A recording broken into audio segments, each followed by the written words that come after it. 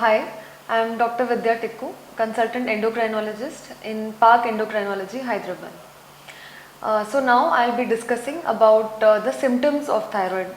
So what can you have with which you will know that you have a thyroid problem or you should get tested. So there are two types of thyroid diseases. One is low thyroid, that is hypothyroid, and the other is high thyroid, that is hyperthyroid. So if you have low thyroid hormone in the body, what can happen? How will you know? So most commonly in females, what they find out themselves is that their periods become irregular. So earlier they used to get periods once every month, but now they have once in every 2 months or irregular. Sometimes they can have very heavy bleeding also. Other than that, if you feel there is lot of tiredness, आपको थकान महसूस होती है, आप पहले जितने energy level आपको नहीं लगता आप में है, तो आपको थायराइड की प्रॉब्लम हो सकती है. अगर आपका बहुत ज़्यादा हेयर फॉल हो रहा है तो आपको थायराइड के लिए चेक कराना चाहिए. अगर आपको ठंड ज़्यादा लगती है, जैसे काफ़ी सारे लोग एसी में बैठे हैं पर अलग से आपको बहुत ज़्यादा ठंड लग रही है और बाकी लोग कंफर्टेबल हैं, तो वो एक इंडिकेशन हो सकती है थायराइड चेक कराने के लिए.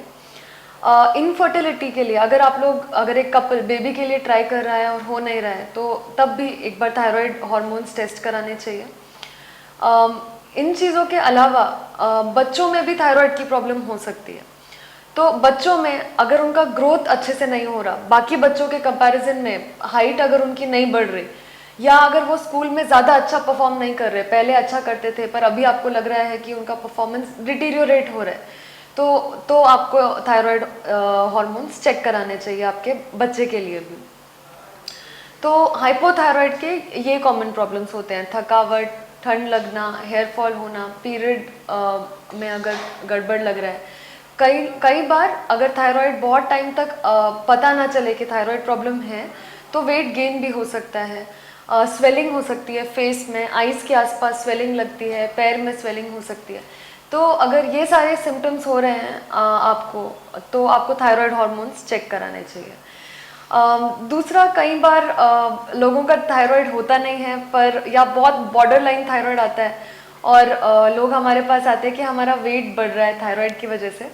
तो उसके लिए मैं आपको बताऊंगी कि थायराइड जब बहुत कम हो जाता है आपकी बॉडी में, मतलब TSH अगर बहुत ज़्यादा है, तो फ्लूइड रिटेंशन की वजह से थोड़ा 1-2 किलो वेट गेन हो सकता है, बट उससे ज़्यादा नहीं होता. क्योंकि मेरे पास बहुत सारे पेशेंट्स आते हैं और बोलते हैं कि हमने थायराइड का ट्रीटमेंट लिया तब भी हमारा बिल्कुल वेट लॉस नहीं हुआ.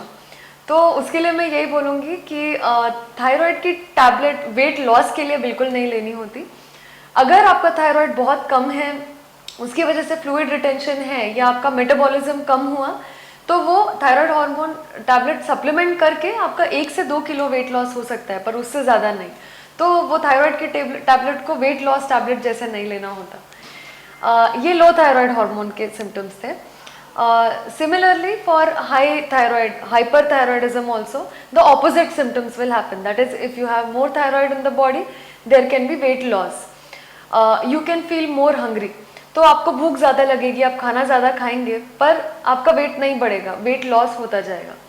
आपको पैल्पिटेशंस, मतलब आपको लगेगा आपका हार्ट बहुत ज़्यादा फास्ट बीट कर रहा है, या आपको अबनॉर्मल सेंसेशन लगेगी आपके चेस्ट में, हार्ट बीट कर रहा है वैसे.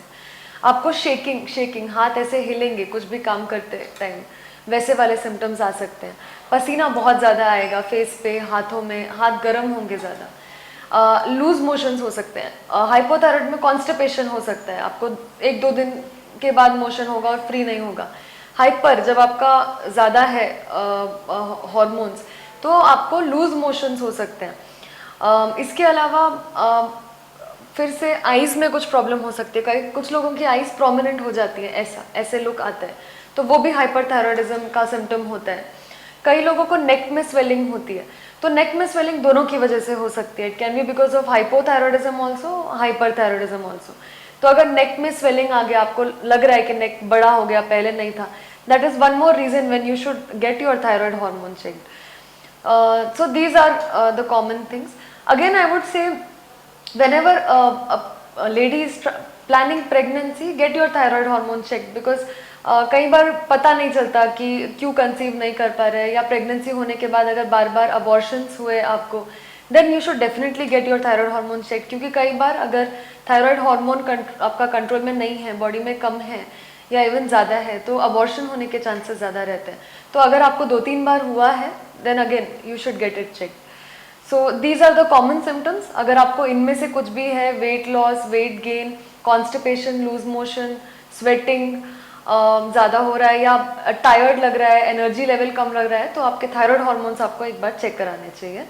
और again, for any of these symptoms, any thyroid related queries, you can contact these numbers that are displayed, and we are at Park Endocrinology. Thank you.